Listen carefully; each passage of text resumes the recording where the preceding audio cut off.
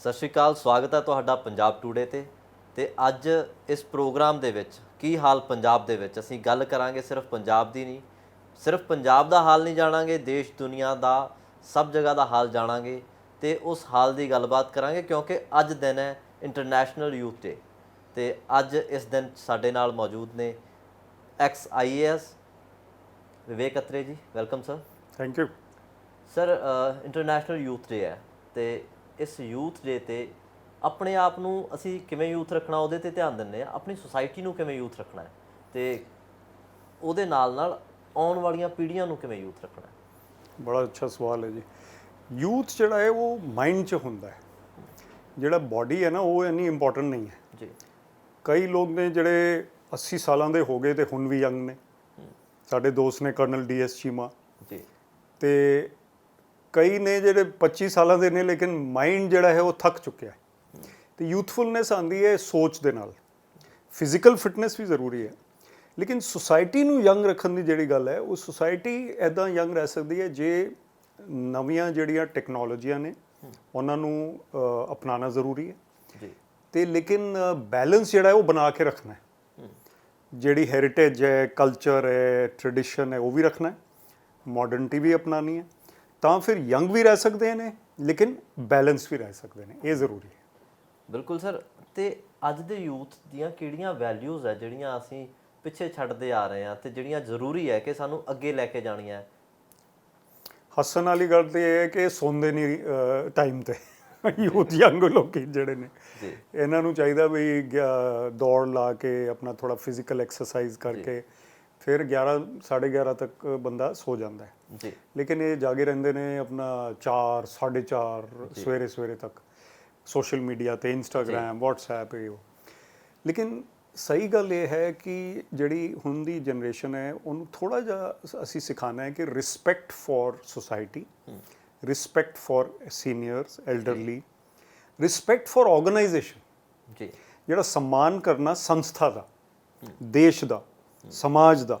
ਕਿਉਂਕਿ ਜਿਹੜਾ ਇਰਰੈਵਰੈਂਸ ਹੈ ਜਿਹਨੂੰ ਕਹਿੰਦੇ ਨੇ ਜਾਂ ਫਿਰ ਜਿਹੜਾ ਅਸੀਂ ਬੈਡਲੀ ਬਿਹੇਵਡ ਹੋ ਜਾਂਦੇ ਨੇ ਜੀ। ਵੱਡਿਆਂ ਦੇ ਨਾਲ, ਬਜ਼ੁਰਗਾਂ ਦੇ ਨਾਲ ਜਾਂ ਅਥਾਰਟੀ ਦੇ ਨਾਲ ਕਿ ਮੈਂ ਨਹੀਂ ਕੁਝ ਸਮਝਦਾ, ਮੈਂ ਤੇ ਆਪਣੀ ਸੋਚ ਦਾ ਬੰਦਾ ਹੈ। ਤੇ ਸਾਨੂੰ ਚਾਹੀਦਾ ਇਹਨਾਂ ਨੂੰ ਥੋੜਾ ਜਿਹਾ ਇੰਸਪਾਇਰ ਕਰਕੇ ਸਹੀ ਰਾਹ ਤੇ ਮੋਟੀਵੇਟ ਕਰਕੇ ਰੋਲ ਮਾਡਲਸ ਦੀ ਰਾਹ ਤੇ ਚੱਲਣ ਦਾ ਜਿਹੜਾ ਸੀਖ ਹੈ ਉਹ ਦੇਣੀ ਹੈ। ਸਰ, ਤੁਸੀਂ ਐਜ਼ ਅ ਮੋਟੀਵੇਸ਼ਨਲ ਸਪੀਕਰ ਤੁਸੀਂ ਕਈ ਜਗ੍ਹਾ ਜਾਂਦੇ ਹੋ, ਕਿੰਨੇ ਯੂਥ ਨਾਲ ਤੁਸੀਂ ਇੰਟਰੈਕਟ ਕਰਦੇ ਹੋ, 1 to 1 ਕਰਦੇ ਹੋ, ਤੇ ਕੀ ਲੱਗਦਾ ਕਿ ਉਹ ਵੈਲਿਊਜ਼ ਜਿਹੜੀਆਂ ਦੀ ਆਪਾਂ ਗੱਲ ਕਰਦੇ ਹਾਂ, ਜਿਹੜੀਆਂ ਸੁਸਾਇਟੀ ਦੀਆਂ ਵੈਲਿਊਜ਼ ਦੀ ਗੱਲ ਕਰਦੇ ਹਾਂ, ਉਹ ਅੱਜ ਦੇ ਯੂਥ ਦੇ ਵਿੱਚ ਹੈਗੀਆਂ ਨੇ? ਨਹੀਂ ਹੈਗੀਆਂ ਤਾਂ ਕਿਉਂ ਨਹੀਂ ਹੈਗੀਆਂ? ਕੀ ਨਾਰਾਜ਼ਗੀ ਹੈ ਕਿਤੇ ਨਾ ਕਿਤੇ ਕਿਸੇ ਯੂਥ ਦੀ? ਦੇਖੋ, ਬੇਸਿਕਲੀ ਯੂਥ ਜਿਹੜਾ ਹੈ ਉਹ ਕਾਫੀ ਇੰਟੈਲੀਜੈਂਟ ਹੈ, ਕਾਫੀ ਹੋਣਹਾਰ ਹੈ। ਮੈਂ ਪੂਰੇ ਇੰਡੀਆ 'ਚ ਜਾਂਦਾ ਤੇ ਯੂਥ ਯੰਗ ਸਟੂਡੈਂਟਸ ਕਾਫੀ ਟੈਲੈਂਟਡ ਨੇ ਤੇ ਗਾਈਡੈਂਸ ਦੀ ਲੋੜ ਹੈ ਜੀ। ਪੇਰੈਂਟਸ ਜਿਹੜੇ ਹੈਗੇ ਉਹ ਜਿਹੜੇ ਨੇ ਉਹ ਨਹੀਂ ਸਨਮਾਨ ਕਰਦੇ ਸੋਸਾਇਟੀ ਦਾ ਤੇ ਉਹ ਨਹੀਂ ਮੈਨਰਸ ਦਿਖਾਉਂਦੇ ਜਾਂ ਗੱਲਬਾਤ ਕਰਨ ਦਾ ਜਿਹੜਾ ਸਲੀਕਾ ਹੈ ਉਹ ਨਹੀਂ ਦਿਖਾਉਂਦੇ ਤੇ ਫਿਰ ਯੰਗ ਜਿਹੜੇ ਬੱਚੇ ਨੇ ਉਹ ਕੀ ਸਿੱਖਣਗੇ? ਤੇ ਗੱਲ ਇਹ ਹੈ ਬਈ ਐਗਜ਼ਾਮਪਲ ਜਾਂ ਰੋਲ ਮਾਡਲ ਜੇ ਕੋਈ ਹੈ ਤਾਂ ਉਹਨੂੰ ਫੋਲੋ ਕਰਕੇ ਯੰਗ ਸੁਸਾਇਟੀ ਉੱਦਾਂ ਹੀ ਬਣੇਗੀ। ਤੇ ਰੋਲ ਮਾਡਲ ਜਿਹੜੇ ਹੁਣ ਨੈਗੇਟਿਵ ਆ ਗਏ ਨੇ ਜਾਂ ਕੋਈ ਬੰਦਾ ਜਿਹੜਾ ਚੀਕ ਕੇ ਬੋਲਦਾ ਟੀਵੀ ਤੇ, ਤੁਹਾਡਾ ਵੀ ਟੀਵੀ ਚੈਨਲ ਹੈ ਲੇਕਿਨ ਮੈਨੂੰ ਨਹੀਂ ਲੱਗਦਾ ਤੁਹਾਡੇ ਚੈਨਲ 'ਚ ਕੋਈ ਇੱਦਾਂ ਚੀਕ ਕੇ ਬੋਲਦਾ ਹੈ, ਜਾਂ ਜ਼ਿਆਦਾ ਕੋਈ ਲੜਾਈ, ਨੈਗੇਟਿਵਿਟੀ, ਵਿਸ਼ਸ ਗੱਲ ਕਰਨਾ, ਉਹ ਫਿਰ ਯੰਗ ਪੀੜ੍ਹੀ ਹੈ ਉਹ ਵੀ ਸਿੱਖੇਗੀ। ਤਾਂ ਜੇ ਅਸੀਂ ਮੋਟੀਵੇਟ ਕਰੀਏ, ਬੈਲੈਂਸਡ ਗੱਲ ਕਰੀਏ, ਕੋਈ ਇੰਟੈਲੈਕਚੁਅਲ ਗੱਲ ਕਰੀਏ, ਜਿਹੜੀ ਕਿਤਾਬਾਂ ਦੀ ਗੱਲ ਕਰੀਏ, ਕਿਤਾਬਾਂ ਜੇ ਬੁੱਕਸ ਪੜ੍ਹਨਾ ਦਾ ਜਿਹੜਾ ਸ਼ੌਕ ਹੈ ਉਹ ਸ਼ੁਰੂ ਹੋ ਜਾਏ ਸੋਸਾਇਟੀ 'ਚ, ਯੰਗ ਸੋਸਾਇਟੀ 'ਚ, ਤਾਂ ਫਿਰ ਵੇਖੋ ਫਿਊਚਰ ਇੰਪਰੂਵ ਹੋ ਜਾਏਗਾ। ਤੇ ਮੈਨੂੰ ਲੱਗਦਾ ਹੈ ਟੈਲੈਂਟ ਹੈ, ਹੁਨਰ ਹੈ, ਬੈਲੈਂਸ ਵੀ ਹੋ ਸਕਦਾ ਹੈ, ਥੋੜਾ ਜਿਹਾ ਗਾਈਡੈਂਸ ਦੀ ਲੋੜ ਹੈ, ਐਨਰਜੀ ਨੂੰ ਚੈਨਲਾਈਜ਼ ਕਰਨ ਦੀ ਲੋੜ ਹੈ। ਬਿਲਕੁਲ ਸਹੀ ਗੱਲ ਹੈ। ਸਰ, ਤੁਸੀਂ ਥੋੜ੍ਹੀ ਦੇਰ ਪਹਿਲਾਂ ਗੱਲ ਕੀਤੀ ਸਨਮਾਨ ਦੀ, ਤੇ ਬਤੌਰ IAS ਤੁਸੀਂ ਪੰਚਕੂਲਾ ਦੇ ਵਿੱਚ ਜਦੋਂ DC ਦੇ ਤੌਰ ਤੇ ਸੀਗੇ ਕੰਮ ਕਰ ਰਹੇ ਤਾਂ ਤੁਸੀਂ ਇੱਕ ਆਦਰ ਸਨਮਾਨ ਸਕੀਮ ਲੈ ਕੇ ਆਏ। ਤੁਸੀਂ ਉਹ ਬਜ਼ੁਰਗਾਂ ਦੇ ਲਈ ਆਦਰ ਸਨਮਾਨ ਕਿਵੇਂ ਹੋਣਾ ਚਾਹੀਦਾ ਸੁਸਾਇਟੀ 'ਚ ਤੇ ਕਿਵੇਂ ਉਹਨਾਂ ਨੂੰ ਮਿਲਣਾ ਚਾਹੀਦਾ, ਇਹਦੇ ਬਾਰੇ ਕੰਮ ਕੀਤਾ ਸੀ ਤੁਸੀਂ? ਇਹ ਬੜਾ ਚੰਗਾ ਸਵਾਲ ਹੈ।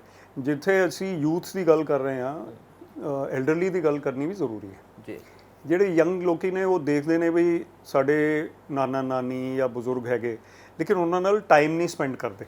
ਜੀ ਉਹ ਨੱਠ ਜਾਂਦੇ ਨੇ ਇੱਧਰ ਉੱਧਰ ਜਾਂ ਇੰਸਟਾਗ੍ਰਾਮ 'ਚ ਲੱਗੇ ਰਹਿੰਦੇ ਨੇ। ਉਹ ਜਿਹੜੇ ਬਜ਼ੁਰਗ ਨੇ ਉਹ ਦੇਖਦੇ ਰਹਿੰਦੇ ਵੀ ਬੱਚਾ ਕਦ ਆਏਗਾ, ਬੈਠੇਗਾ, ਗੱਲ ਕਰੇਗਾ ਜਾਂ ਸੁਣੇਗਾ।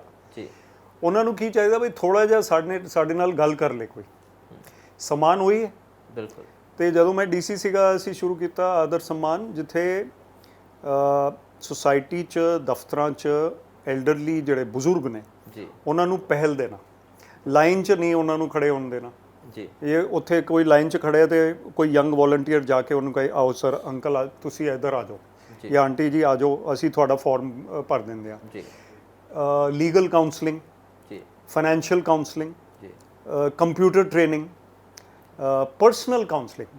ਕਈ ਵਾਰੀ ਐਲਡਰਲੀ ਸੀਨੀਅਰ ਲਾਈਫ 'ਚ ਇਕੱਲਾ ਰਹਿ ਜਾਂਦਾ ਬੰਦਾ, ਤੇ ਇਹ ਜ਼ਰੂਰੀ ਹੈ ਉਹਨਾਂ ਨੂੰ ਥੋੜ੍ਹਾ ਜਿਹਾ ਕਾਉਂਸਲਿੰਗ ਕਰੀਏ, ਉਹਨਾਂ ਦੇ ਨਾਲ ਟਾਈਮ ਸਪੈਂਡ ਕਰੀਏ। ਇਹੀ ਪ੍ਰੋਗਰਾਮ ਸੀਗਾ ਆਦਰ ਸਨਮਾਨ ਦਾ ਪੰਚਕੂਲੇ ਦਾ, ਜਿਹੜਾ ਕਿ ਕਾਫੀ ਰਿਸਪੈਕਟ ਕੀਤਾ ਗਿਆ ਤੇ ਬਾਅਦ ਚੋਂ ਜਾ ਕੇ ਉਹ ਰੈਕਗਨੀਸ਼ਨ ਵੀ ਹੋਈ ਉਹਦੀ। ਇਹ ਹੁਣ ਵੀ ਹੈਗੀ ਆਦਰ ਸਨਮਾਨ ਦੀ, ਤੁਸੀਂ ਵੀ ਗੱਲ ਕਰ ਰਹੇ ਹੋ। ਤੇ ਯੂਥ ਤੋਂ ਲੈ ਕੇ ਐਲਡਰਲੀ ਤੱਕ ਸਾਨੂੰ ਚਾਹੀਦਾ ਵੀ ਥੋੜ੍ਹਾ ਜਿਹਾ ਸੁਸਾਇਟੀ 'ਚ ਠਹਿਰਾਵ ਜਿਹੜਾ ਹੈ ਨਾ ਉਹ ਲਾਣਾ ਜ਼ਰੂਰੀ ਹੈ। ਸਰ ਇਹ ਪ੍ਰੋਜੈਕਟ ਹਜੇ ਵੀ ਚੱਲ ਰਿਹਾ ਹੈ, ਪ੍ਰੋਗਰਾਮ ਆਦਰ ਸਨਮਾਨ ਪ੍ਰੋਗਰਾਮ? ਕੁਝ ਹੱਦ ਤੱਕ ਚੱਲ ਰਿਹਾ ਹੁਣ ਵੀ। ਸ਼ੁਕਰੀਆ ਸਰ। ਗੱਲਬਾਤ ਜਾਰੀ ਰੱਖਾਂਗੇ, ਰੁਕਦੇ ਹਾਂ ਇੱਕ ਛੋਟੇ ਜਿਹੇ ਬ੍ਰੇਕ ਦੇ ਲਈ। ਦੇਖਦੇ ਰਹੋ Punjab Today. Welcome back to Punjab Today. ਤੁਸੀਂ ਦੇਖ ਰਹੇ ਹੋ ਕੀ ਹਾਲ ਪੰਜਾਬ। ਇਹਦੇ ਵਿੱਚ ਅਸੀਂ ਗੱਲ ਕਰ ਰਹੇ ਹਾਂ ਇੰਟਰਨੈਸ਼ਨਲ ਯੂਥ ਡੇ ਦੀ, ਤੇ ਹੁਣੇ ਅਸੀਂ ਗੱਲਬਾਤ ਕੀਤੀ ਵਿਵੇਕ ਅਤਰੇ ਜੀ ਨਾਲ, ਤੇ ਹੁਣ ਸਾਡੇ ਨਾਲ ਮੌਜੂਦ ਨੇ ਕਰਨਲ DS ਚੀਮਾ ਜੀ। Welcome sir. ਸਤਿ ਸ਼੍ਰੀ ਅਕਾਲ ਜੀ। ਥੈਂਕ ਯੂ ਅਮਨਦੀਪ ਜੀ। ਸਰ ਅਸੀਂ ਯੂਥ ਦੀ ਗੱਲ ਕਰਦੇ ਹਾਂ ਜਦੋਂ ਵੀ, ਤੇ ਹਮੇਸ਼ਾ ਅਸੀਂ ਉਹੀ ਟਾਰਗੇਟ ਕਰਦੇ ਹਾਂ ਯੂਥ ਨੂੰ, ਅਸੀਂ ਏਜ ਨਾਲ ਜੋੜ ਕੇ ਮੰਨਦੇ ਹਾਂ। ਤੇ ਮੈਨੂੰ ਲੱਗਦਾ ਹੈ ਕਿ ਏਜ ਤੋਂ ਪਰਾਂ ਵੀ ਯੂਥ ਹੁੰਦਾ ਹੈ, ਜਿਹੜਾ ਯੂਥ ਦਿਮਾਗ ਦੇ ਵਿੱਚ ਹੁੰਦਾ, ਜਿਹੜਾ ਸਪਿਰਿਟ ਦੇ ਵਿੱਚ ਹੁੰਦਾ ਹੈ, ਤੇ ਉਹ ਆਪਣੇ ਆਪ ਨੂੰ ਯੂਥ ਰੱਖਣਾ ਜਾਂ ਮੇਜਰ ਲੋਕਾਂ ਨੂੰ ਉਹਨਾਂ ਨੂੰ ਯੂਥ ਰੱਖਣਾ ਤੇ ਯੂਥ ਰਹਿ ਪਾਉਣਾ ਕਿੰਨਾ ਕੁ ਮੁਸ਼ਕਿਲ ਹੈ?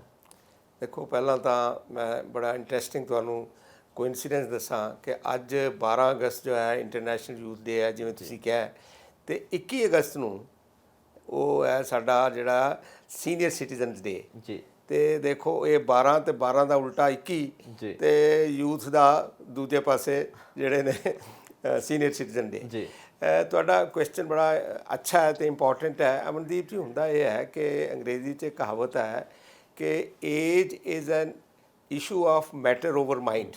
If you don't mind it doesn't matter. ਜੀ ਏਜ ਜਿਹੜੀ ਹੈ ਨਾ ਉਹ ਦਿਮਾਗ ਦੇ ਵਿੱਚ ਹੈ, ਇਹਦੇ 'ਚ ਕੋਈ ਸ਼ੱਕ ਨਹੀਂ।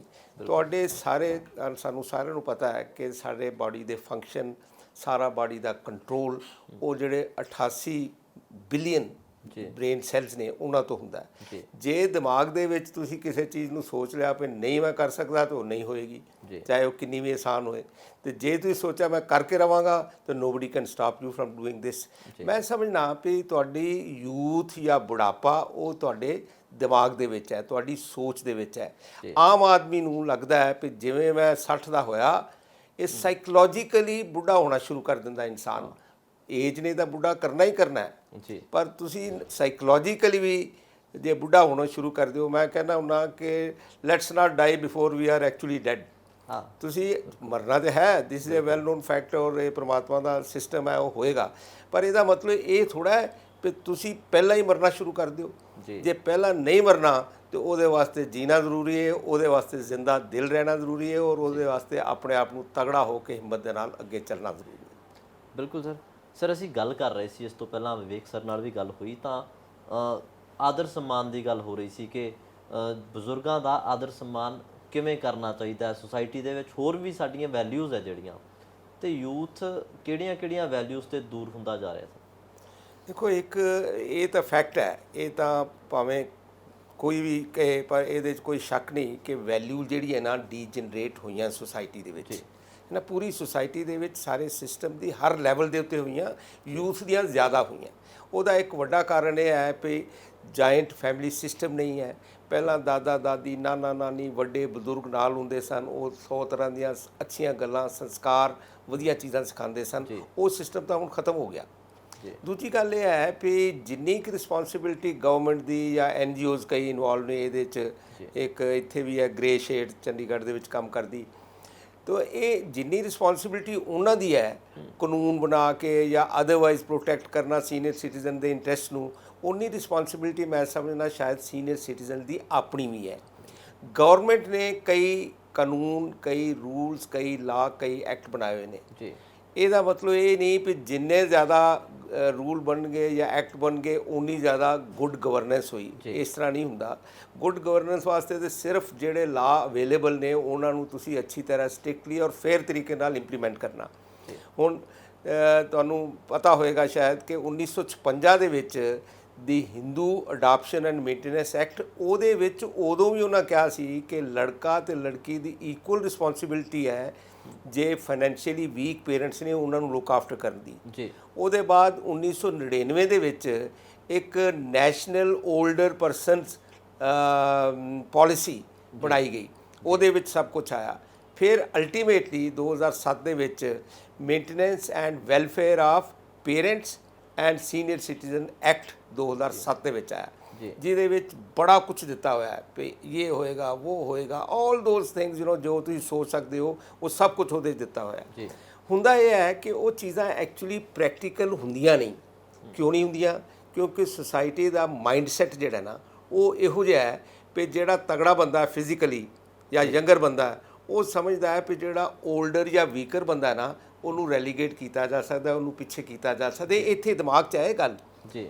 ਭਾਵੇਂ ਉਹਨਾਂ ਨੂੰ ਇਹ ਸੋਚਣ ਦੀ ਜ਼ਰੂਰਤ ਹੈ ਵੀ ਇਹ ਬੰਦੇ ਜਿਹੜੇ ਨੇ, ਜਿਹੜੇ ਹੁਣ ਬਜ਼ੁਰਗ ਨੇ, ਇਹਨਾਂ ਕੋਲ ਤੇ 2 ਤਜਰਬੇ ਨੇ। ਇਹਨਾਂ ਦੇ ਜਵਾਨੀ ਵੀ ਵੇਖੀ ਹੋਈ ਹੈ, ਉਹਦਾ ਵੀ ਤਜਰਬਾ ਹੈ, ਤੇ ਹੁਣ ਇਹਦਾ ਬੁਢਾਪੇ ਦਾ ਵੀ ਤਜਰਬਾ ਦੇਖ ਰਹੇ ਨੇ।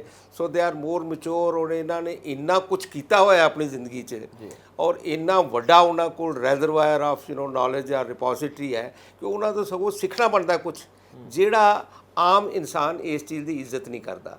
ਔਰ ਉਹ ਸੋਚਦੇ ਨੇ ਵੀ ਜਦੋਂ ਬੰਦਾ ਰਿਟਾਇਰ ਹੋਇਆ 60 ਸਾਲ ਦੀ ਏਜ ਦੇ ਵਿੱਚ, ਹੀ ਆਰ ਸ਼ੀ ਬਿਕਮਸ ਯੂਜ਼ਲੈਸ। ਇਸ ਤਰ੍ਹਾਂ ਹੁੰਦਾ ਨਹੀਂ। ਉਹ ਇੱਕਦਮ ਜਿਹੜੀ ਸਵਿਚ ਆਫ ਤੇ ਨਹੀਂ ਹੋ ਜਾਂਦਾ ਉਹਦੀ ਨੌਲੇਜ ਦਾ ਜਾਂ ਸਕਿੱਲ ਦਾ, ਉਹ ਤਾਂ ਸਭ ਕੁਝ ਉਹਦੇ ਕੋਲ ਹੈ, ਉਹਦੇ ਅਜੇ ਵੀ is wisdom is there. As a matter of fact, ਜੇ ਗਵਰਨਮੈਂਟ ਉਹਦੀ ਵਿਜ਼ਡਮ ਨੂੰ ਇਸਤੇਮਾਲ ਕਰਨ ਦਾ ਕੋਈ ਤਰੀਕਾ ਸਿੱਖੇ, ਤਰੀਕਾ ਲਿਆਏ ਵੀ ਜਿੰਨੇ ਸੀਨੀਅਰ ਸਿਟੀਜ਼ਨ ਨੇ ਉਹਨਾਂ ਨੂੰ ਨਾਟ ਪੇਇੰਗ, ਗਵਰਨਮੈਂਟਾਂ ਦੀ ਪ੍ਰੋਬਲਮ ਹੁੰਦੀ ਹੈ ਫੰਡਸ ਪੇਮੈਂਟ ਕਰਨ ਦੀ। ਮੈਂ ਇਹ ਕਹਿ ਰਿਹਾ ਵੀ ਪੇਮੈਂਟ ਨਾ ਕਰੋ, ਉਹਨਾਂ ਨੂੰ ਜੇ ਤੁਸੀਂ ਮੈਂਟੋਰਸ ਲਗਾਓ, ਉਹਨਾਂ ਨੂੰ ਜੇ ਤੁਸੀਂ ਐਡਵਾਈਜ਼ਰ, ਉਹਨਾਂ ਦੀ ਸਲਾਹ ਲਓ, ਉਹਨਾਂ ਦੀ ਐਡਵਾਈਸ ਲਓ, ਇੱਕ ਤਾਂ ਉਹਨਾਂ ਦੀ ਮੈਂਟਲ ਹੈਲਥ ਜਿਹੜੀ ਉਹ ਠੀਕ ਰਹੇਗੀ, ਦੂਜਾ ਤੁਹਾਨੂੰ ਵੀ ਉਹਦਾ ਬਹੁਤ ਫਾਇਦਾ ਹੋਏਗਾ। ਯੂਥ ਦੀ ਪ੍ਰੋਬਲਮ ਇਹ ਹੈ ਕਿ ਡਿਸਟਰੈਕਸ਼ਨ ਬਹੁਤ ਨੇ ਅੱਜ ਦੇ ਜ਼ਮਾਨੇ 'ਚ। ਜਿਵੇਂ ਵਿਵੇਕ ਜੀ ਵੀ ਮੇਰਾ ਖਿਆਲ ਹੈ ਕਹਿ ਰਹੇ ਸਨ ਪਹਿਲਾਂ, ਉਹਨਾਂ ਨੇ ਵੀ ਗੱਲ ਕੀਤੀ ਵੀ ਇੰਸਟਾਗ੍ਰਾਮ ਤੇ ਬਾਕੀ ਦੂਜਾ, ਮੈਂ ਨਹੀਂ ਕਹਿੰਦਾ ਵੀ ਉਹ ਬਿਲਕੁਲ ਬੰਦ ਹੋਣਾ ਚਾਹੀਦਾ, ਪਰ ਥੋੜ੍ਹਾ ਡਿਸਿਪਲਿਨ ਉਹਦੇ ਵਿੱਚ ਤੁਸੀਂ ਟਾਈਮ ਅਲਾਟ ਕਰੋ ਵੀ 1 ਘੰਟਾ ਮੈਂ ਇਹਦੇ ਉੱਤੇ ਇਹ ਕੰਮ ਸਾਰੇ ਜਿਹੜੇ ਨੇ ਕਰਕੇ ਨਿਪਟਾ ਕੇ, there are more better things, there are priority ਹੋਰ ਨੇ ਚੀਜ਼ਾਂ ਕਰਨ ਦੀ, ਉਹਨਾਂ ਵੱਲ ਵੀ ਦਿਓ। ਅਤੇ ਦੂਜਾ, ਇਹ ਤਾਂ ਬੜੀ ਖੁਸ਼ਕਿਸਮਤੀ ਹੁੰਦੀ ਹੈ ਇਨਸਾਨ ਵਾਸਤੇ ਕਿ ਉਹਨੂੰ ਆਪਣੇ ਬਜ਼ੁਰਗਾਂ ਦਾ, ਆਪਣੇ ਮਾਂ-ਬਾਪ ਦਾ, ਜਾਂ ਆਪਣੇ ਹੋਰ ਦਾਦਾ ਦਾਦੀ ਜਾਂ ਨਾਨਾ ਨਾਨੀ, ਉਹਨਾਂ ਦਾ ਛਤਰ ਛਾਇਆ ਉਹਦੇ ਉੱਤੇ ਹੋਏ, ਉਹਨਾਂ ਦੀ ਇੱਜ਼ਤ ਕੀਤੀ ਜਾਏ। ਔਰ ਹਰ ਗਵਰਨਮੈਂਟ ਐਮਪਲਾਈ, ਹਰ ਪ੍ਰਾਈਵੇਟ ਕੰਪਨੀ ਦਾ ਐਮਪਲਾਈ, ਉਹਨੂੰ ਬੜੀਆਂ ਕਲੀਅਰ ਇੰਸਟਰਕਸ਼ਨਸ ਹੋਣ ਕਿ ਜਿਹੜਾ ਬੰਦਾ ਬਜ਼ੁਰਗ ਹੈ ਆਊਟ ਆਫ ਦੀ ਵੇ ਜਾ ਕੇ ਉਹਦੀ ਮਦਦ ਕਰ। ਪਰ ਤੁਸੀਂ ਦੇਖਦੇ ਹੋ ਮੈਟਰੋ 'ਚ ਦੇਖ ਲਓ, ਬੱਸਾਂ 'ਚ ਦੇਖ ਲਓ, ਟ੍ਰੇਨ 'ਚ ਦੇਖ ਲਓ, ਈਵਨ ਬੈਂਕਾਂ ਦੇ ਵਿੱਚ। ਮੈਂ ਸੀਨੀਅਰ ਸਿਟੀਜ਼ਨ ਹਾਂ ਔਰ ਮੈਨੂੰ ਬੜਾ ਫਖਰ ਹੈ ਇਸ ਚੀਜ਼ ਦੇ ਉੱਤੇ। See I am proud of being a senior citizen because this is a privilege denied to many. ਬੜੇ ਲੋਕੀ ਨੇ ਜਿਨ੍ਹਾਂ ਨੂੰ ਇਹ ਪ੍ਰਿਵਿਲੇਜ ਮਿਲਦਾ ਹੀ ਨਹੀਂ ਜਿਹੜਾ ਮੈਨੂੰ ਮਿਲਿਆ। ਅਤੇ ਬੈਂਕ 'ਚ ਜਾਈਦਾ ਹੈ ਅਤੇ ਉੱਥੇ ਲਿਖਿਆ ਹੋਇਆ ਸੀਨੀਅਰ ਸਿਟੀਜ਼ਨ ਦੇ ਵਿੱਚ ਅਲੱਗ, ਪਰ ਉਹਦੇ 'ਚ ਜੇ 3 ਮੁੰਡੇ ਖੜੇ ਨੇ ਮੇਰੇ ਤੋਂ ਛੋਟੇ, ਅਤੇ ਹੋਰ ਕੋਈ ਬੈਂਕ ਦਾ ਐਮਪਲਾਈ ਜਾਂ ਦੂਜਾ ਬੰਦਾ ਨਹੀਂ ਉਹਨੂੰ ਕਹੇਗਾ ਕਿ ਕਾਕਾ ਪਿੱਛੇ ਹਟ ਜਾਏ, ਸੀਨੀਅਰ ਸਿਟੀਜ਼ਨ ਇਹਨੂੰ ਅੱਗੇ ਆਉਣ ਦੇ। ਇਹ ਹੁਣ ਤੁਹਾਡੇ 'ਤੇ ਡਿਪੈਂਡ ਕਰਦਾ ਹੈ ਵੀ ਤੁਹਾਡੇ 'ਚ ਕਿੰਨੀ ਕੁ ਮੋਰਲ ਕਰੇਜ ਹੈ। ਤੁਸੀਂ ਉਹਨੂੰ ਕਹੋ ਵੀ ਬੇਟਾ ਪਿੱਛੇ ਹਟ ਜਾ, ਜਾਂ ਤੁਸੀਂ ਡਰ ਕੇ ਕਹੋ ਵੀ ਮੈਂ ਤਾਂ ਬਈ ਠੀਕ ਹੈ, ਮੈਂ ਇਹਦੇ ਪਿੱਛੇ ਹੀ ਲੱਗਾ ਰਹਿਣਾ। ਇਸ ਕਰਕੇ ਮੈਂ ਸਮਝਦਾ ਕਿ ਸੀਨੀਅਰ ਸਿਟੀਜ਼ਨਸ ਨੂੰ ਇੱਕ ਹੋਰ ਚੀਜ਼, ਜਿਹੜਾ ਮੇਰਾ ਖਿਆਲ ਹੈ ਸ਼ਾਇਦ ਸੀਨੀਅਰ ਸਿਟੀਜ਼ਨ ਇਹਦੇ 'ਚ, ਉਹਨਾਂ ਨੂੰ ਬੱਚਿਆਂ ਨੂੰ ਜਾਂ ਆਪਣੇ ਤੋਂ ਜੂਨੀਅਰ ਜਿਹੜੇ ਨਾ, ਉਹਨਾਂ ਨੂੰ ਇੰਸਪਾਇਰ ਕਰਕੇ ਉਹਨਾਂ ਦੇ ਨਾਲ ਰੈਪੋ ਕਾਇਮ ਕਰਨ ਵਾਸਤੇ ਥੋੜ੍ਹੀ ਜਿਹੀ ਪਹਿਲ ਲੈਣੀ ਪਏਗੀ। ਜੇ ਸੀਨੀਅਰ ਸਿਟੀਜ਼ਨ ਕ੍ਰਿਟੀਸਾਈਜ਼ ਕਰਦੇ ਰਹਿਣ ਅੱਜ ਦੀ ਸੋਸਾਇਟੀ ਨੂੰ, ਉਹਨਾਂ ਨੂੰ ਕਹਿੰਦੇ ਆ ਵੀ they are useless, they are careless, they are no good, ਕਿਸੇ ਦੀ ਇੱਜ਼ਤ ਨਹੀਂ ਕਰਦੇ, ਟੀਚਰ ਦੀ ਨਹੀਂ ਕਰਦੇ, ਬਜ਼ੁਰਗਾਂ ਦੀ ਨਹੀਂ ਕਰਦੇ, ਐਸੀ ਕੋਈ ਗੱਲ ਨਹੀਂ। ਮੇਰਾ ਖਿਆਲ ਹੈ ਕਿ ਅੱਜ ਦਾ ਯੂਥ ਬਹੁਤ ਬ੍ਰਾਈਟ, ਬਹੁਤ ਸ਼ਾਰਪ, ਮੇਰੇ ਦੇ ਮੁਕਾਬਲੇ 'ਚ ਕਿਧਰੇ ਬੈਟਰ ਨੇ ਬੜੇ ਚੀਜ਼ਾਂ ਦੇ ਵਿੱਚ, ਪਰ ਉਹਨਾਂ ਨੂੰ ਮੇਬੀ ਦੇ ਨੀਡ ਦੀ ਰਾਈਟ ਡਾਇਰੈਕਸ਼ਨ, ਉਹਨਾਂ ਨੂੰ ਚੈਨਲਾਈਜ਼ ਕਰਨ ਵਾਸਤੇ ਮੈਂਟਰਸ ਦੀ ਜ਼ਰੂਰਤ ਹੈ। ਸਰ ਇੱਕ ਜੋ ਜਨਰੇਸ਼ਨਲ ਗੈਪ ਹੈ ਇਹਦਾ ਕਿੰਨਾ ਕੁ ਰੋਲ ਰਹਿੰਦਾ, ਕਿਉਂਕਿ ਬੱਚੇ ਸਮਝਦੇ ਆ ਕਿ ਬਜ਼ੁਰਗਾਂ ਨੂੰ ਕੁਝ ਨਹੀਂ ਪਤਾ, ਕਿਉਂਕਿ ਇਹਨਾਂ ਦੇ ਵੇਲੇ ਉਹੋ ਜਿਹਾ ਸਮਾਂ ਨਹੀਂ ਸੀ, ਉਹੋ ਜਿਹੇ ਸਾਧਨ ਨਹੀਂ ਸੀ, ਤੇ ਬਜ਼ੁਰਗ ਸਮਝਦੇ ਆ ਕਿ ਬੱਚਿਆਂ ਨੂੰ ਕੁਝ ਨਹੀਂ ਪਤਾ, ਤੇ ਇਹ ਕਿੱਥੋਂ ਪੂਰਾ ਹੋ ਸਕਦਾ? ਦੇਖੋ ਮੇਰਾ ਖਿਆਲ ਹੈ ਜਨਰੇਸ਼ਨ ਗੈਪ ਜਿਹੜਾ ਨਾ ਇਹ ਫੇਰ ਬੱਚਿਆਂ ਦੇ ਜਾਂ ਬਜ਼ੁਰਗਾਂ ਦੇ ਦਿਮਾਗ ਦੇ ਵਿੱਚ ਹੈ। ਹੁਣ ਇੱਕ ਡਿਵੈਲਪਿੰਗ ਇਕਨੋਮੀ 'ਚ ਦੇयर इज ਨਥਿੰਗ ਕਾਂਸਟੈਂਟ, ਹਰ ਚੀਜ਼ ਜਿਹੜੀ ਹੈ ਬਦਲ ਰਹੀ ਹੈ, ਡਾਇਨਾਮਿਕ ਸਿਚੁਏਸ਼ਨ ਨੇ, ਰੋਜ਼ ਚੀਜ਼ਾਂ ਰੋਜ਼ ਕੀ every minute the things are changing. ਹੁਣ ਟੈਕਨੋਲੋਜੀ ਜਿਹੜੀ ਹੈ ਇੰਨੀ ਫਾਸਟ ਸਪੀਡ ਦੇ ਉੱਤੇ, ਔਰ ਅੱਜ ਦੇ ਯੂਥ ਨੂੰ ਟੈਕਨੋਲੋਜੀ ਨੂੰ ਅਡਾਪਟ ਕਰਕੇ ਅੱਗੇ ਚੱਲਣਾ ਹੈ ਨਾ। ਇਹਦੇ 'ਚ ਵੀ ਕੋਈ ਸ਼ੱਕ ਨਹੀਂ ਕਿ ਜਿਹੜੇ ਸੀਨੀਅਰ ਸਿਟੀਜ਼ਨ ਨੇ ਉਹ ਉਸ ਟੈਕਨੋਲੋਜੀ ਦੇ ਨਾਲ ਦੇ ਕਾਂਟ ਕੀਪ ਪੇਸ ਵਿਦ ਦੈਮ, ਇਸ ਕਰਕੇ ਉਹ ਉਹਨਾਂ ਤੋਂ ਇਸ ਚੀਜ਼ ਦੇ ਵਿੱਚ ਇਨਫੀਰੀਅਰ ਤਾਂ ਹੈ ਹੀ ਹੈ ਨੇ ਕੋਈ, ਪਰ ਇਹ ਸਮਝਣਾ ਵੀ ਮੇਰੇ ਕੋਲ ਜੇ ਟੈਕਨੋਲੋਜੀ ਦੀ ਐਡਵਾਂਟੇਜ ਹੈ, ਉਹਦੇ ਕੋਲ ਵਿਜ਼ਡਮ ਇੰਨੀ ਭਰੀ ਪਈ ਹੈ। ਜੇ ਟੈਕਨੋਲੋਜੀ ਤੇ ਵਿਜ਼ਡਮ ਦੋਨੋਂ ਚੀਜ਼ਾਂ ਨੂੰ ਮੈਂ ਮਿਲਾ ਲਾਂ, ਜੇ ਉਹਨਾਂ ਦਾ ਐਕਸਪੀਰੀਅੰਸ ਤੇ ਉਹਦੀ ਵਿਜ਼ਡਮ ਲੈ ਲਾਂ, ਆਪਣੀ ਟੈਕਨੋਲੋਜੀ ਨੂੰ ਇਸਤੇਮਾਲ ਕਰ ਲਾਂ, ਤੇ ਫਿਰ ਕਮਾਲ ਹੋ ਸਕਦਾ ਹੈ। ਸੋ ਮੈਂ ਸਮਝਦਾ ਇਹ ਜਨਰੇਸ਼ਨ ਗੈਪ ਜਿਹੜਾ ਨਾ, ਇਹਨੂੰ ਇੱਕ ਬਹਾਨਾ ਜਿਹਾ ਬਣਾ ਲਿਆ ਗਿਆ ਹੈ ਦੋਨਾਂ ਧਿਰਾਂ ਵੱਲੋਂ, ਵੀ ਆਪਸ 'ਚ ਫਾੜ ਪਾਉਣ ਦਾ ਜਾਂ ਆਪਸ 'ਚ ਗਲਫ ਕ੍ਰੀਏਟ ਕਰਨ ਦਾ। ਐਸੀ ਕੋਈ ਗੱਲ ਹੈ ਨਹੀਂ, they can both meat.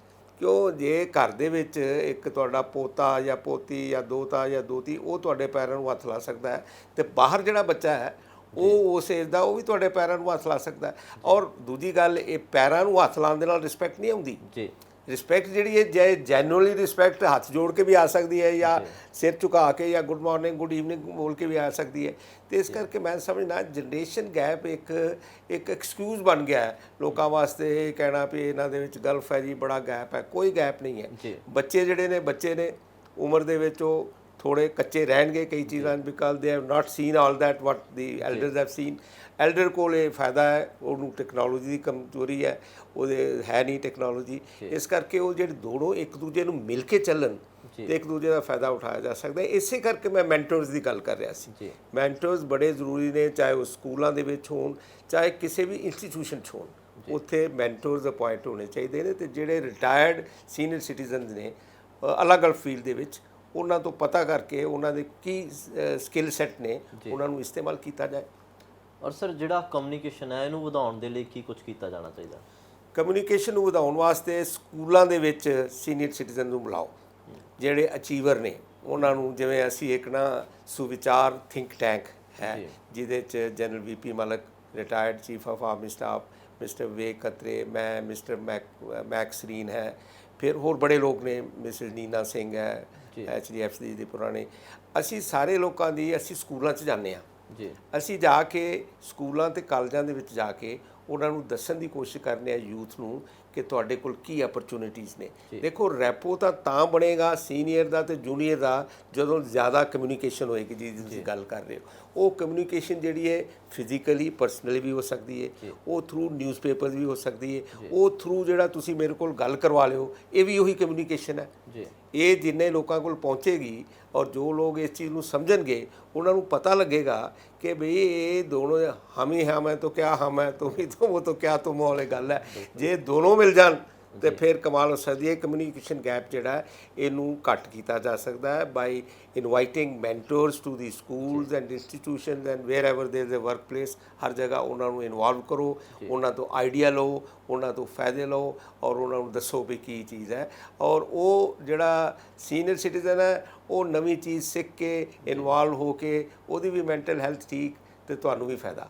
So it is a benefit to both the sides. ਤੇ ਇਸ ਕਰਕੇ ਕਮਿਊਨੀਕੇਸ਼ਨ ਬਹੁਤ ਜ਼ਰੂਰੀ ਹੈ। ਸਰ ਇੱਕ ਆਖਰੀ ਮੈਸੇਜ ਐਲਡਰਸ ਦੇ ਲਈ ਤੇ ਇੱਕ ਆਖਰੀ ਮੈਸੇਜ ਯੂਥ ਦੇ ਲਈ। ਯੂਥ ਵਾਸਤੇ ਇਹ ਹੈ ਕਿ ਯੂਥ ਨੂੰ ਇਦੋਂ ਬੈਟਰ ਅਪਰਚੂਨਿਟੀ ਸ਼ਾਇਦ ਕਦੇ ਮਿਲ ਹੀ ਨਹੀਂ ਸਕਦੀਆਂ। Youth is living in the most wonderful and amazing Times. ਇਸ ਅਪਰਚੂਨਿਟੀ ਨੂੰ ਨਾ ਗਵਾਓ। ਇਸ ਅਪਰਚੂਨਿਟੀ ਦਾ ਜੇ ਫੁੱਲ ਫਾਇਦਾ ਉਠਾਉਣਾ ਹੈ ਤੇ ਆਪਣੀ ਜੋ ਤੁਹਾਡੇ ਕੋਲ ਟੈਕਨੋਲੋਜੀਕਲ ਸਕਿੱਲਸ ਨੇ, ਬਾਕੀ ਹੋਰ ਐਜ਼ ਏ ਯੰਗ ਮੈਨ ਔਰ ਵੂਮੈਨ ਯੂ ਹੈਵ, ਉਹਨੂੰ ਕੰਪਲੀਮੈਂਟ ਤੇ ਸਪਲੀਮੈਂਟ ਕਰੋ with the wisdom of your seniors. ਉਹਨਾਂ ਤੋਂ ਸਲਾਹ ਲਓ, ਉਹ ਆਪਣੇ ਮੈਂਟਰ ਲਓ, ਉਹਨਾਂ ਤੋਂ ਸਿੱਖੋ ਔਰ ਉਹਨੂੰ ਨਾਲ ਲੈ ਕੇ ਚੱਲੋ ਔਰ ਥੋੜੀ ਜਿਹੀ ਜਿਹੜੀ ਹੈ ਨਾ ਡਿਸਟਰੈਕਸ਼ਨ ਉਹਨੂੰ ਕਿਸੇ ਤਰੀਕੇ ਨਾਲ ਘੱਟ ਕਰੋ। Discipline and focus are very very important for the youth. ਜੀ ਬਜ਼ੁਰਗਾਂ ਵਾਸਤੇ ਮੈਂ ਕਿਆ ਕਰਨਾ ਕਿ ਸ਼ਾਇਦ ego is the worst enemy of a senior citizen. Ego may be killing a senior citizen. Senior citizen ਨੂੰ ਪਾਸਟ ਵਿੱਚ ਨਹੀਂ ਰਹਿਣਾ। ਉਹਨੇ ਮੇਰੇ ਟਾਈਮ ਦੇ ਉੱਤੇ ਇਹ ਹੁੰਦਾ ਸੀ, ਉਦੋਂ ਤਾਂ ਅਸੀਂ ਆਹ ਕਰਦੇ ਸਾਂ। ਡਿਫਰੈਂਟ ਟਾਈਮਸ, ਜ਼ਿੰਦਗੀ ਬਦਲ ਗਈ ਹੈ, ਦੁਨੀਆ ਬਦਲ ਗਈ ਹੈ। ਤੁਸੀਂ ਉਦੋਂ ਦੀਆਂ ਗੱਲਾਂ ਕਰਦੇ ਹੋ 1960 ਦੀਆਂ, 2022 'ਚ ਬੈਠਿਆ। ਇਸ ਕਰਕੇ ਤੁਸੀਂ ਜ਼ਮਾਨੇ ਦੇ ਨਾਲ, ਦੁਨੀਆ ਦੇ ਨਾਲ ਕਦਮ ਨਾਲ ਕਦਮ ਮਿਲਾ ਕੇ ਯੂਥ ਦੇ ਨਾਲ ਚੱਲਣ ਦੀ ਹੌਸਲਾ ਰੱਖੋ, ਹਿੰਮਤ ਰੱਖੋ, ਕੋਸ਼ਿਸ਼ ਕਰੋ। ਇਸ ਕਰਕੇ ਲਰਨ ਨਿਊ ਸਕਿੱਲਸ, ਚਾਹੇ ਉਹ ਕੰਪਿਊਟਰ ਦੀ ਹੋਏ, ਚਾਹੇ ਹੋਰ ਹੋਏ, ਆਪਣੇ ਪੋਤੇ ਪੋਤੀ, ਦੋਤਾ ਦੋਤੀ, ਕਿਸੇ ਤੋਂ ਵੀ ਸਿੱਖੋ ਔਰ ਆਪਣੀਆਂ ਨਵੀਆਂ ਸਕਿੱਲ ਸਿੱਖੋ ਔਰ ਆਪਣੇ ਆਪ ਨੂੰ ਮੈਂਟਲੀ ਹੈਲਦੀ ਔਰ ਅੱਛੀ ਸਿਹਤ, ਆਪਣੇ ਆਪ ਨੂੰ ਖਿਆਲ ਰੱਖੋ। ਔਰ ਦੂਜਾ, ਪਿਆਰ ਜਿੰਨਾ ਮਰਜ਼ੀ ਕਰੋ ਬੱਚਿਆਂ ਨੂੰ, ਪਰ ਆਪਣੇ ਪੈਸੇ ਨਾ ਸ਼ੇਅਰ ਕਰੋ। ਆਪਣੇ ਪੈਸੇ ਆਪਣੇ ਕੋਲ ਰੱਖੋ, ਕਿ ਜਿੰਨਾ ਚਿਰ ਪੈਸੇ ਤੁਹਾਡੇ ਕੋਲ ਨੇ ਉਹਨਾਂ ਚਿਰ, ਸ਼ਾਇਦ ਇਹ ਮਜ਼ਾਕ ਨਾਲ ਮੈਂ ਗੱਲ ਕਹਿ ਰਿਹਾ, ਜ਼ਰੂਰੀ ਨਹੀਂ ਹੁੰਦਾ ਇਸ ਤਰ੍ਹਾਂ, ਪਰ ਹੋ ਸਕਦਾ ਉਹਨਾਂ ਚਿਰ ਤੁਹਾਡੇ ਜਿਹੜੇ ਬੱਚੇ ਨੇ ਉਹ ਵੀ ਤੁਹਾਡੇ ਨਾਲ ਰਹਿਣ। ਇਸ ਕਰਕੇ don't part with your money at all, keep the money with you, spend it on your grand children and all. ਪੈਸਾ ਲੈ ਕੇ ਨਹੀਂ ਜਾਣਾ ਤੁਸੀਂ ਨਾਲ, ਇਸ ਕਰਕੇ ਉਹਨੂੰ ਖਰਚ ਤਾਂ ਜ਼ਰੂਰ ਕਰੋ, ਪਰ ਇਹ ਨਹੀਂ ਕਿ ਸਭ ਕੁਝ ਲਿਖ ਲਗਾ ਕੇ ਪੈਸੇ ਪੂਸੇ ਦੇ ਕੇ ਤੇ ਵਿਹਲੇ ਹੋ ਜਾਓ, ਇਹ ਕਦੇ ਨਾ ਕਰੋ। ਸੋ ਫਾਈਨੈਂਸ਼ੀਅਲ ਪ੍ਰੂਡੈਂਸ, ਥੋੜ੍ਹੀ ਜਿਹੀ ਪੈਸੇ ਦੀ ਸੋਚ ਦਾ ਖਿਆਲ ਰੱਖੋ, ਮੈਂਟਲ ਹੈਲਥ ਆਪਣੀ ਠੀਕ ਰੱਖੋ, ਐਕਸਰਸਾਈਜ਼ ਕਰੋ ਔਰ keep living, forget about your age and don't worry and be happy.